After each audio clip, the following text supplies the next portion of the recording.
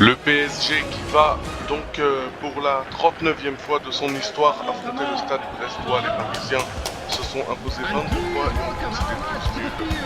Perdu seulement 4 fois donc contre cette équipe brestoise.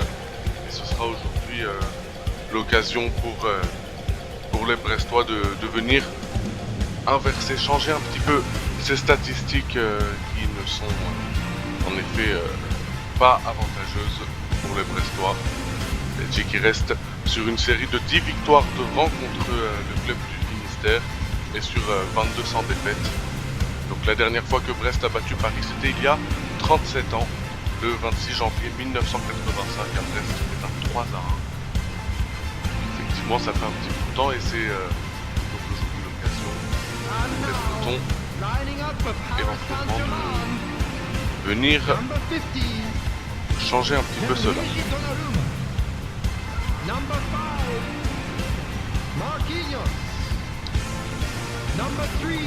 On redécouvre les équipes, évidemment Brest presque au complet, hein. Il va juste manquer Del Castillo dans la composition de départ, mais finalement c'est le seul joueur titulaire à être absent aujourd'hui.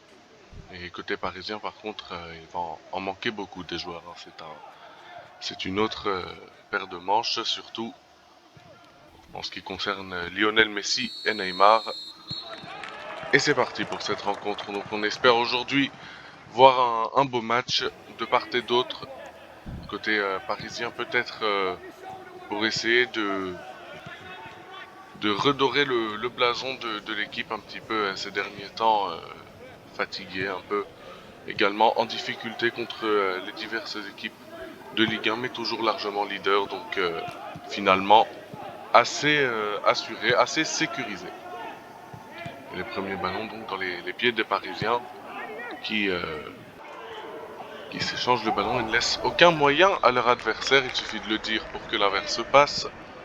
Les Brestois donc qui vont mettre ce ballon en touche. Danilo, Wijnaldum, Verratti, attention, oui, ça a été bien joué entre Nuno Mendes et Verratti, mais les Brestois arrivent donc assez agressifs ici à Paris sous cette pluie et ce froid, donc à 1 degré, température moyenne pour cette rencontre prévue. Attention, Wijnaldum qui va trouver Verratti, il y aura Di Maria à la frappe. Il a été un petit peu accroché après sa frappe, mais ça a été bien stoppé par l'Arseneur. Attention, Mbappé qui a été trouvé par Nuno Mendes et derrière ce sera Wijnaldum la frappe et ça passera à côté. Première occasion pour le Paris Saint-Germain. Après donc seulement 3 minutes de jeu. Effectivement là, cette frappe de Wijnaldum qui aurait pu et qui a frôlé le cadre d'ailleurs. Et les Brestois qui vont pouvoir se dégager. Donc ballon au 5,50 m pour l'Arseneur. Ballon contrôlé par Mounier et Fèvre. Avec l'année, Philippe Otto là il va aller sur le côté gauche chercher une possibilité dans l'axe. Avec cette tête qui me semble avait été travaillé à l'entraînement. Effectivement un centre comme celui-là ça se travaille à l'entraînement, mais heureusement Marquinhos est bien là pour empêcher l'occasion de but. Et de toute façon, la frappe n'est pas cadrée. Kerrer, buteur au dernier match des Parisiens, Kerrer. Et attention par contre, parce que là, le ballon est récupéré par Charbonnier. Et les Parisiens qui perdent des ballons un petit peu bas là, avec Icardi. Mbappé qui arrive à prendre du terrain. Accélération de Kylian Mbappé. Il revient en arrière, Wijnaldum qui va trouver encore Mbappé. Il fait très mal à la défense brestoise. Mbappé la frappe et c'est contré. Di Maria, ça revient Kerrer, le centre de Kerrer vers Icardi. Les Parisiens donc un peu plus à l'aise sur cette phase de jeu. Mais le ballon est finalement récupéré par les Brestois après une action bourrée d'intensité de la part des Parisiens. Attention, il y a Di Maria et coup franc obtenu par Angel Di Maria. Ah non, c'est une faute de Di Maria. D'accord. On va revoir ce ralenti. Effectivement, il arrive Il arrive quand même sur le ballon, Di Maria. Décision assez surprenante de Monsieur Le Texier. Fèvre. Attention, Fèvre accroché par Penel Kimpembe là sur le côté gauche. Il était allé défendre très écarté. Hein.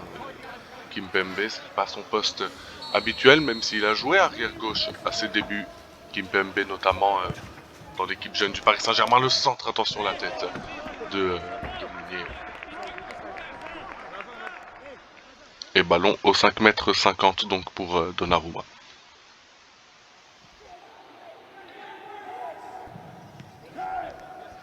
Dans un stade quasi vide, hein, les Parisiens qui doivent composer seulement avec 5000 supporters et c'est assez compliqué. On le sait surtout avec cette pluie battante. Hein. Di Maria. Ouh, la passe de Di Maria. Il va trouver Kerrer. Peut-être le centre de Kerrer, mais ce sera un peu long pour Icardi. Mais belle action. Un centre pied gauche envolé de Kerrer. Et le ballon qui est rendu encore une fois au Brestois. Ah, la frappe très très dangereuse. Cette frappe de Philippotto. Non, c'était pas Philippotto.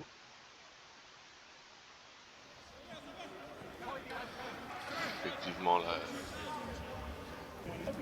Charbonnier qui aurait pu permettre aux Brestois d'ouvrir le score. Le numéro 10 de cette formation bretonne. Allez, les Parisiens là qui ont besoin quand même d'un peu plus de solidité en défense et une meilleure présence du milieu de terrain. Effectivement, c'est assez compliqué. Depuis le début de ce match, du côté des milieux de terrain, notamment Danilo Pereira et Verratti qui ont eu un peu de mal à conserver certains ballons. Kerrer, Wijnaldum, Verratti avec Nuno Mendes. On construit tranquillement côté parisien. Wijnaldum pour Kerrer. Wijnaldum à nouveau. Il va trouver Verratti derrière. Et là, il va y avoir Mbappé. Icardi qui tente une feinte de frappe. Il est passé. Icardi. Ce n'est pas dans ses habitudes, évidemment. Icardi de réussir les gestes techniques. Et pour le coup, c'était très bien exécuté par l'international argentin. Mais il y en a un autre. Di Maria qui frappe. Et le voilà. Le premier but pour les Parisiens.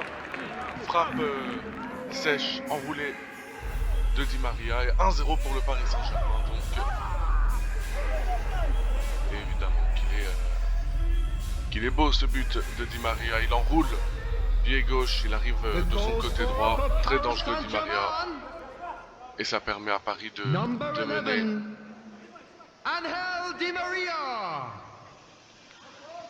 Effectivement, on va le revoir hein, ce but parce que il fait une bonne saison malgré les nombreux matchs où il n'est pas titulaire. Angel Di Maria, il fait une excellente saison. Il avait été impacté lui aussi, c'est vrai, par l'arrivée de Lionel Messi. Il avait vu son poste être un petit peu récupéré par l'Argentin, mais finalement, il montre encore aujourd'hui qu'il est là, Angel Di Maria. Avec Kerrer. Kerrer, ça va aller sur le côté droit. Il va trouver encore une fois Di Maria. Cette fois-ci, le contrôle est un peu compliqué pour l'Argentin. Kerrer qui fait un bon match lui aussi sur son côté droit. Verratti. Et Verratti là qui va malheureusement perdre ce ballon. Et les Brestois qui vont peut-être avoir une possibilité de contre avant la fin de cette première période. Non. Et c'est donc la fin de cette première mi-temps entre Paris et Brest. 1-0 à la pause et un match pour l'instant bien maîtrisé par les Parisiens.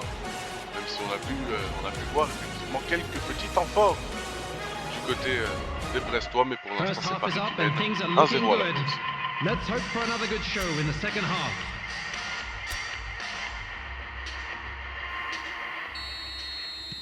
Allez, c'est parti pour cette deuxième mi-temps. Coup d'envoi donné par Mounier et les Brestois qui vont tout de suite partir à l'attaque. Attention avec une frappe peut-être de Charbonnier. Récupération des Parisiens. Nuno Mendes. On a très peu vu en première période Nuno Mendes. Marquinhos, attention, Wijnaldum. Marquinhos. Di Maria, c'est bien joué. Di Maria, il va s'appuyer dans l'axe. Il va y avoir Nuno Mendes pour la récupération. Le centre de Nuno Mendes, la tête d'Icardi, 2-0 pour le Paris Saint-Germain. Tête d'Icardi, très bien maîtrisé. Nuno Mendes, on est en train de le dire, on l'a pas énormément vu en première mi-temps. Et là, il contrôle parfaitement ce ballon qui allait sortir en touche. Un centre puissant, un centre travaillé. Et une tête d'Icardi, toujours très bon de la tête. Il l'a montré, il le remontre encore. Mauro Icardi. Et 2-0 pour Paris. Icardi qui fait pour l'instant un assez bon match. On avait vu ses gestes techniques tout à l'heure et cette petite virgule qui lui avait permis de passer entre les défenseurs brestois. Danilo Pereira et les Parisiens qui sont de nouveau à l'attaque. Là ça joue plutôt bien côté PSG. Kerrer. Wijnaldum là, qui n'a pas pu se frayer un chemin avec Fèvre. Pierre Gabriel, la longue passe de Pierre Gabriel et une possibilité, non, se récupérer tranquillement. Kimpembe. Avec Nuno Mendes qui va pouvoir accélérer là aussi côté gauche. Il est très efficace, Nuno Mendes, mais ce tacle excellent et la longue passe peut-être, mais c'est encore une fois maîtrisé par la défense parisienne. Kimpembe. Nuno Mendes, Kimpembe à nouveau. Il joue très vite, les Parisiens, et on a vu notamment Xavi Simons commencer à s'échauffer. Et Danilo Pereira qui a tenté lui aussi de passer son vis-à-vis. Malheureusement, c'est récupéré pour les Parisiens. Et ensuite, derrière les Brestois qui vont pouvoir y aller. Récupération des Parisiens. Mbappé qui va aller lui aussi très vite sur son côté.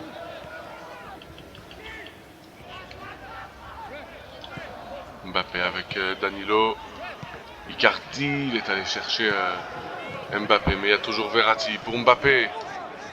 Mbappé qui va pouvoir placer une frappe. Ça passera juste au-dessus pour le champion du monde parisien.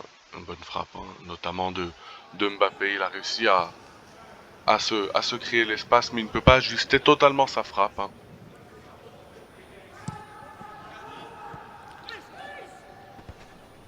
Allez, Kimpembe au duel avec Mounier. Il remporte son duel. Le défenseur parisien avec Mounier à nouveau. Et un tacle de Marquinhos. Très rugueux, Marquinhos. Sur cette action, il pourrait prendre un carton. Et on va voir deux changements côté parisien.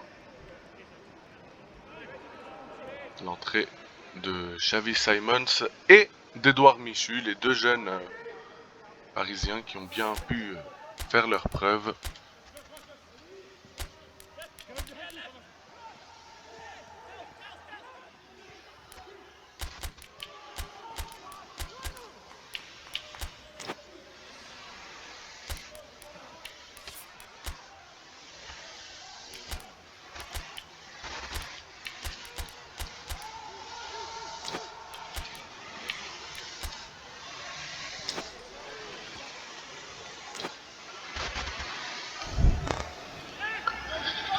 L'entrée donc d'Edouard Michu à la place de Di Maria et l'entrée de Xavi Simons à la place de Wijnaldum, ou l'inverse d'ailleurs. Les deux titis parisiens ont beaucoup de possibilités, beaucoup de postes différents. Ils sont assez polyvalents en attaque. Attention, hein, récupération de Nuno Mendes avec Edouard Michu un peu accroché là-dessus. Pierre Gabriel, l'année. Oh, attention, ça peut venir une frappe de Mounier. Et un but pour le stade brestois. Donc 2-1 pour Brest. Frappe de Mounier, effectivement très bien placé. Du pied gauche, il est venu se créer cet espace en plein milieu de la défense parisienne. Point de pénalty. Donc Et Brest qui revient à 2 buts à 1. Attention, évidemment, And he's attention done it. It's a aux goal erreurs, thanks aux to diverses erreurs qui pourraient number arriver des 15, Parisiens. Évidemment, on ne peut pas Meunier. mettre ça sur le dos de l'entrée de Michu et Xavi Simons, puisque ce ne sont pas des défenseurs, mais effectivement, il y a eu cet instant un peu compliqué, notamment pour Marquinhos, Nuno Mendes, Kimpembe, qui ont tous les trois beaucoup de mal à rattraper Mounier en fait sur cette action. Et Brest qui revient donc à 2 buts à 1. Et ils pourraient peut-être, hein, on l'espère pour eux, ils pourraient revenir les Brestois dans cette rencontre, proposer un football intense. Et Verratti qui a eu du mal à rendre ce ballon à Kerrer.